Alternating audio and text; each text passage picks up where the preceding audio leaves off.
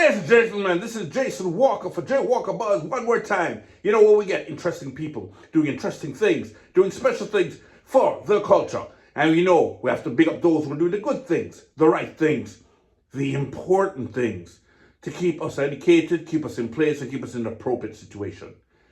Ladies and gentlemen, as you know, J Walker Buzz, please stay involved. I got to big up all my buzzies, the buzzettes and the buzzers. Please like, share, subscribe, rate it if you can, comment if you can, and if you rate us and only give us 4 stars, I'm gonna think you're a hater. Give us 5 stars and then the argument and show that we're really wicked. That being said, ladies and gentlemen, I want to thank you very much for listening in. You know, I'm always bigging up countries around the world. It's always watching us. I got Jamaica, I got Senegal, the United States, Dominican Republic, Canada, England. You know, big up the people in London, of course. Domrat, all over the place. Ghana. Thank you so much for all watching. Panama, thank you so much. Guyana, thank you so much. Barbados, thank you so much for watching. Right about now, though, we're going to talk about one of the most important countries in the history of humankind. A country that brought freedom and independence to the Western Hemisphere. First black nation in the Western Hemisphere to taste independence and freedom and to fight for the freedom and unity of all. Yes, we're talking about Haiti. So all the people that don't know about Toussaint Louverture, Bookman, Dessalines, all of these great figures in history, fighting for freedom in a unique way that had never been done before. This is your time. Now, when it comes to Haiti, of course, one of the biggest events that occurred, it's one of the biggest moments in human tragedy. When in 2010, there was a Haiti earthquake, which killed roughly 250,000 people.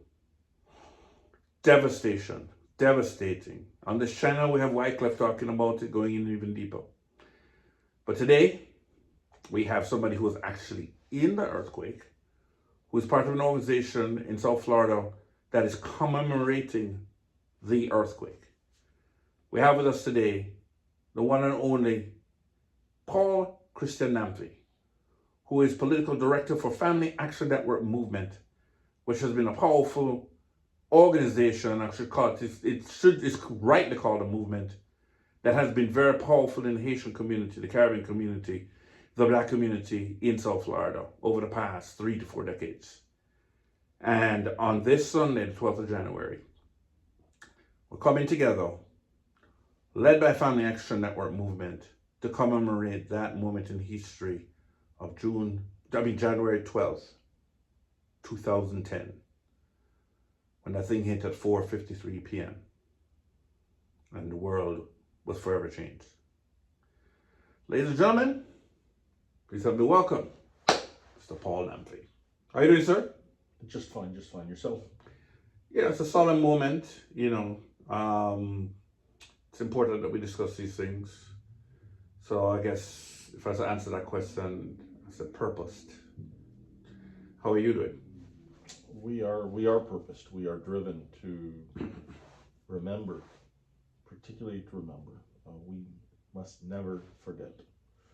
We must never forget the people that we lost on that day, our sisters and brothers. We must never forget how the earthquake injured and killed hundreds of thousands. We'll never know the exact number. How the earthquake displaced over 1 million people who were in the displaced persons camps, for many of them for years.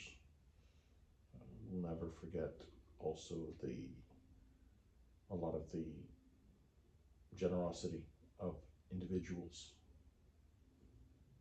across the planet, as well as the solidarity between Haitians that occurred at that time, but also the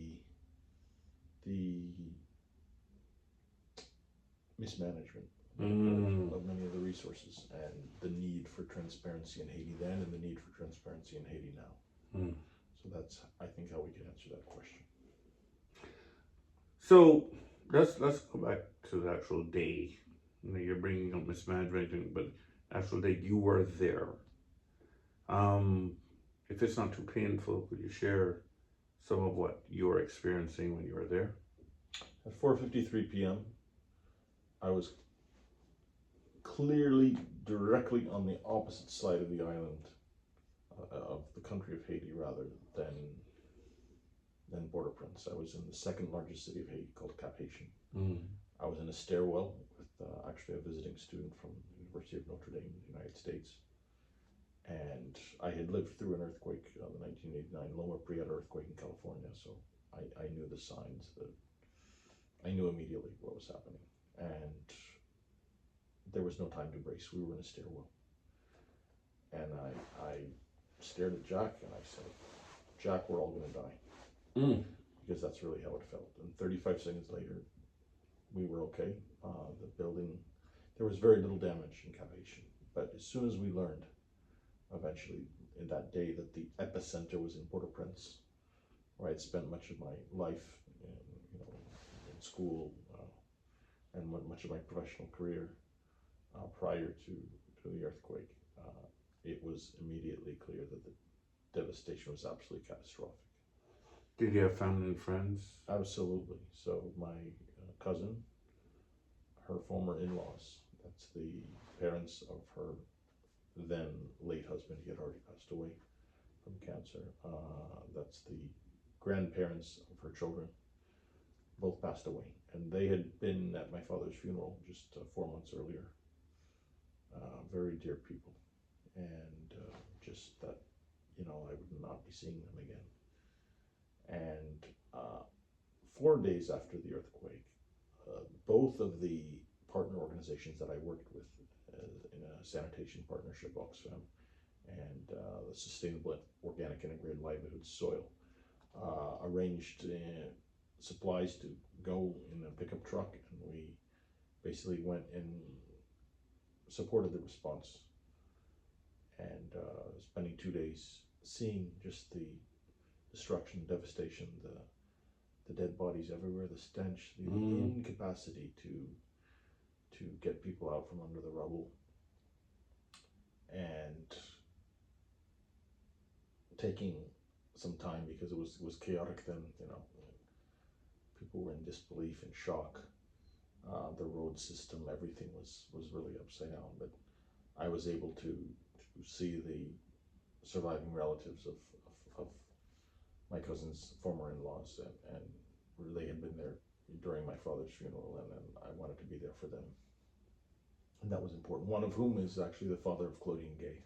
Oh, wow. The Claudine Gay, Harvard. the former president at Harvard, that had exciting times last year, shall we say. Yeah, and so really the devastation was absolutely beyond description. The government was completely decimated. Most of the ministry buildings, which were older buildings, not earthquake prone, in Port-au-Prince, were completely destroyed. I had a former secondary school biology teacher who died under the rubble at one of the ministries. I had worked with Brazilian Cooperation as local staff prior to the earthquake, and we had a partnership program with the Women's Ministry looking at issues of gender-based violence, and every technician that we worked with in a very close way passed away on January 12th, 2010. Wow. So yeah, all 4 of them particularly, Magali Marcelin, someone that we will think about every day. One of my father's classmates, former minister, Georges Anglade, our country's most famous geographer, who were written books that were used in textbooks. He wasn't even living in Haiti. He was a writer in the Haitian diaspora in Montreal at that point, and was visiting for a colloquium. And the place where he, his wife's sister, and the brother-in-law, whom I also knew, Mr. Rosier, they were all in a hotel, and I think the sister-in-law stepped out maybe for a cigarette or something, and the building collapsed. She survived, and everyone else. Wow. Yeah, and it's just complete randomness of who lives, who dies. I was the best man at a journalist's wedding a few years earlier than that, and he was traveling at the moment of the earthquake from one building to another, and both buildings collapsed and killed many people inside, and he's probably only alive because he happened to be outside going from one building to another. So, I mean, there's so many heart-wrenching stories. A former good friend of mine, was working in a drugstore pharmacy downtown, which her mother was operating, and everything was collapsing at the time of the earthquake, and they were all kind of under the rubble, but things were kind of in a compound collapse, and she was yelling to her mother, she just, you have to evacuate, and she says, oh, I'm injured, and moments later, the building, a further collapse, basically completely crushed her, and the daughter thought that she wouldn't survive either, but was dug out and survived miraculously, but has to live with that trauma for the rest of her life.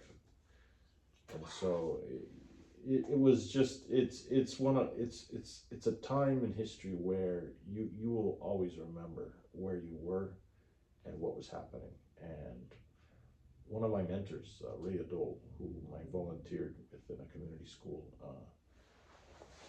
amazing story. You can see her courageous response during the earthquake. Supplies in the Pétionville, popular neighborhood of Mont-Lazare, the poorest areas of Pétionville, which is often seen as a richer area, but Mont-Lazare is very, very, very bare bones in terms of people's lives, and the majority of people living in that neighborhood were crushed, and the community school had just let out, and the children were going home, and many of them had reached home, and 28 of the kids were killed in their houses.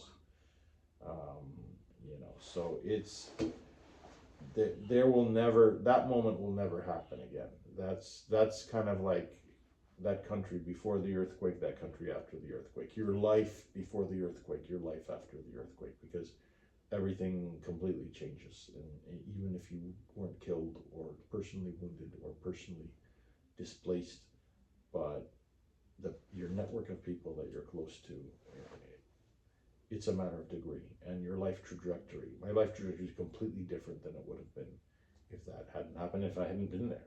I was a few weeks away from finishing my contract and probably going back to Florida. And after that happened, I spent more than a decade in Haiti working, and that was really the earthquake, as well as the cholera epidemic that happened later that year, were really the trajectory changers in that regard. Clearly something historically that must change people's lives. Now, earlier, you had mentioned, about the response. You started talking about mismanagement. Of course, there are wonderful moments where, like, for example, the whole Caribbean came together. Even Caribbean artists put on concerts all over the place. And Wyclef working with Shaggy, working with Alison Hines, like different countries coming together. And of course, money raised from all over the world. But you did mention, you said mismanagement. What did you mean by that? If you look at the funds that were raised internationally, and you look at the impact that eventually was made, you have to ask yourself, where did the money go? There were many organizations who were doing respectable work. Many of them I interface with on a daily basis in the displaced persons camps. I was the point person for the Water and Sanitation Public Directorate, who was overseeing the decentralized response, so commune to commune, because the Port-au-Prince and Guadeloupe Metropolitan Region has 7 communes. Each one of them has their own city hall, their own local government, and we would work with the local government entities and our agents that we had for water and sanitation in each of those municipalities, and the NGOs who happen to be in those municipalities, and who would vary from one municipality to the other, because we had a coordination map of who was doing what, and we were making sure that every square meter had a responding partner in terms of making sure that people in each of the displaced persons camps got treated water, that each of them had proper sanitation, hygiene. And so we saw that really that effort actually was very successful. but you would also see the lavishness of a lot of the international folks who Mm. made a fortune on the water trucking, overcharging in a major way, and building villas in other countries with the profits that they were making. Wow. And of course, there's the Red Cross, and there's been plenty of investigation about how much money they received and how many houses they actually built, and the shelters, and also the shelter equation in general, in terms of providing for a shelter for a displaced family, and not including sanitation facilities. I mean, the list is very long on what was done versus what should have been done. And Right. of course, later that year you have the cholera epidemic and the cover up, and that is a whole nother chapter that is not part of our conversation right now. But suffice it to say that there were actors of very goodwill on the ground, but there was also a system in place that really led to a very inefficient use of resources, and which is compounded by the fact that the development sector in the country also is put in place to ensure perennial inequality. And that's just another layer that was put on there. So I mean, I have very fond memories of a lot of the emergency responders, international folks who really gave their heart to saving lives, and they should definitely be commended. Right. But I think the larger structures really were concentrating wealth, concentrating power, and the final thing I would say about that, if the mismanagement, I mean, we all hear about the CIRH and the role of the Clinton family and these kinds of things, but I think that also needs to be looked at in the lens of a state, of a nation state apparatus that is designed to perpetuate inequality, and designed really to not deliver services. And there are of course exceptions. I speak as someone who worked in the public sector there for over a decade, and there are wonderful people on the ground there, particularly the director of sanitation, Edwidge Petit, is just one of the greatest people in the world. But I would say that the state is designed really to not be able to respond. And I think the earthquake was an opportunity to set a lot of that in the right direction, and most of that opportunity failed. All right. Well, that's solid to hear. But all right, let's hear a little bit about what is FANM, and of course what's going to be happening on Sunday. Fast forwarding 15 years. We're in 2025. This is the 15th anniversary of the earthquake. And FANM has been doing this every year. Yes, this has been an annual effort every year, convening a few hours before the exact time of the earthquake, which was 4:53, and observing a moment of silence there, preceded by remarks from elected officials, from community and faith leaders. And so we see this as a way for people to come together to remember, in the same way that many other international disasters, catastrophes, genocides, such as the one in Rwanda, where the focus is on remembering those who died, remembering what was, and not letting it be forgotten. And I think the very fact that in Haiti we don't even have an accurate death count, we don't even know the identities of people who died, that's very serious. And that's what this event is about. It's recalling those who died, appreciating how people's lives were transformed in so many ways, but particularly those who were injured, who were displaced, and some of whom will be speaking on Sunday. And finally, the accountability question, which we've spoken about already, then and now. So Toussaint Louverture Statue, 6136 North Miami Avenue. It's on the corner of North Miami Avenue and 62nd Street in Little Haiti. It's a very solemn place for the Haitian community to gather in Little Haiti. So that's where we meet every January 12th.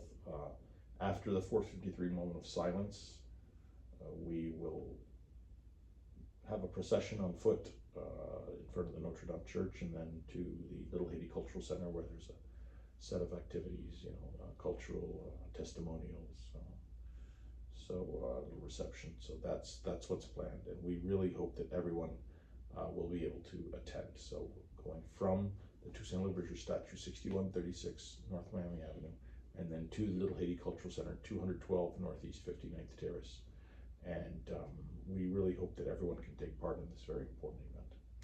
Ladies and gentlemen, the country that started the conversation on Black freedom in Western Hemisphere, Haiti, hit hard by the earthquake.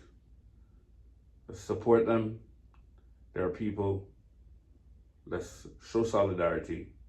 If you're in South Florida, come on through to the Toussaint Louverture Statue in Little Haiti I say around between 3 and 4, as they honor, remember, commemorate those who have suffered, those who have passed, those who have been impacted by this very tragic event. Of course, this is organized by Family Action Network Movement. Want more information about them? www.fanm.org, or any other handles on Twitter, on Instagram, on Facebook, FAM.org, and you'll be able to find them. But the beginning warrior, the beginning cry of freedom in the Western Hemisphere, let's show them solidarity. Sunday at 3 o'clock, January 12th, at the Toussaint Louverture Statue in Little Haiti. FANMORG. Ladies and gentlemen, it's another episode of Jaywalker Buzz, as we speak to interesting people, impactful people, those who contribute to the culture, help to raise the culture, and of course, help us to evolve. This one is about Haiti, and we're going to do more about Haiti as we move along. Keep on buzzing, Jaywalker Buzz. Like, subscribe, share, comment, and of course, give us a great review. Jaywalker Buzz.